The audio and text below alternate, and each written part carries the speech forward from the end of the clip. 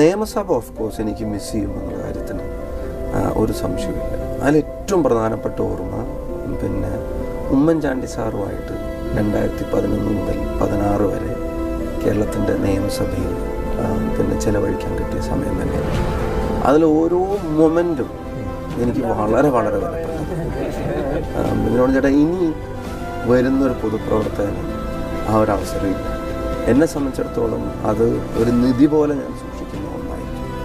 വെറും 72 അംഗങ്ങളുള്ള ഒരു ഗവൺമെൻറ്റിനെ നിശ്ചിതമായ വിമർശനങ്ങൾക്കും അതുപോലെ തന്നെ വ്യക്തിഹത്യക്കും വേട്ടയാടലുകൾക്കും എല്ലാം നടുവിൽ ഒരു ശാന്തമായ എന്നാൽ വളരെ ഡെപ്തുള്ള ആ തിരമാലകളൊന്നും ബാധിക്കാത്ത ഒരു കടലിൻ്റെ മേലെ ഒരു ബോട്ട് സെയിൽ ചെയ്ത് പോകുന്ന പോലെ കൊണ്ടുപോകാൻ ഉമ്മൻചാണ്ടി സാറിനെ പോലെ ഒരാൾ അതിനെ കൊണ്ടുപോയതിനെ കാണും.